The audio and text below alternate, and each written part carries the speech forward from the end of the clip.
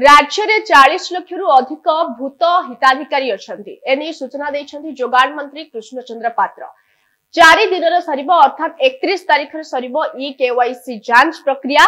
एपर्यंत 40 लाख रु अधिक e KYC update करि नांती एवं एजाबत 88% लोक ई केवाईसी करि सारिलेनी। आहुरी 40,40,864 हिताधिकारी ई केवाईसी करि नांती। मोट 3,35,570 रु 2,95,89,912 ई केवाईसी करिसंती।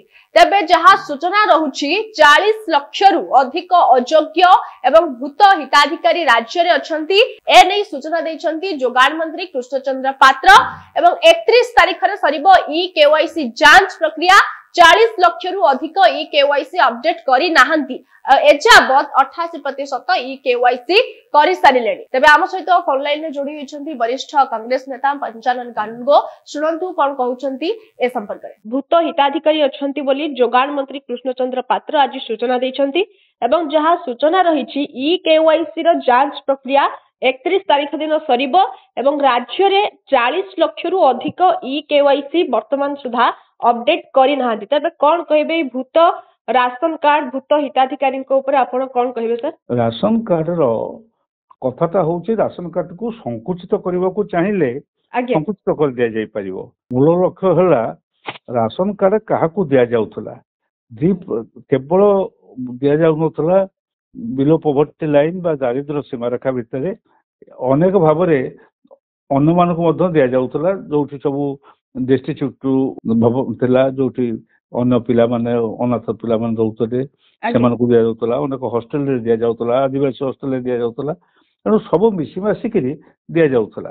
एबे जदि समस्त को काटी दिया जीवो से 40 लाख पर केमिति कटिबे ना गोटे लोक पिला स्कूल रे थाई करी पाउची सेही पिलार हिसाब रे आमे ता परिवार को मध्य दउचे से सेमती स्कूल टा को काटी रखि दे कि बा पिला को गाँव एठू काटी देबे तांको परिवार रू काटी देले कारण से स्कूल रे पाउची आ एठी पाइबो नै हॉस्टल रे पाउची एठी पाइबो नै ताहले कटि जबो 40 लाख कटिबार किछ असुविधा नै किंतु जो परि भाव रे काटुचंती सेतिरे विशेष भाव रे साधारण लोकंकर जो असुविधा हबो ताकू सम्मुखीन हवा को सरकार के परिवर्तन सरकार को हवा को पड़िबो पुणी संशोधन करिवे निज कथार संशोधन करिवे। सर किछि दिन तळे जहा सूचना रहितला सरकारी चाकरिया माने से माने राशन कार्ड हातेचंती काहे ना गरीबंकु थारु से माने छडे आनचंती और निजे कब्जा करूचंती राशन कार्ड सरकारी चाकरिया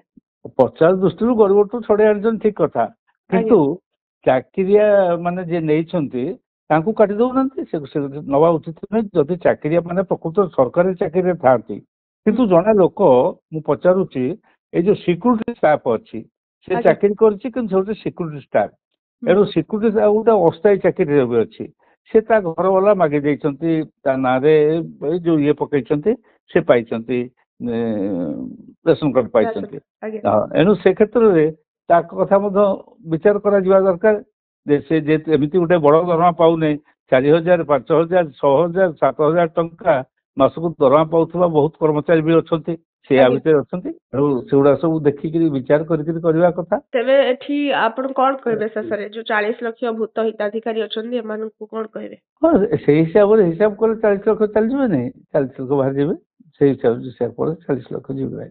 एमिति लेटेस्ट अपडेट पई हम चैनल को लाइक शेयर एवं सब्सक्राइब करू। नमस्कार।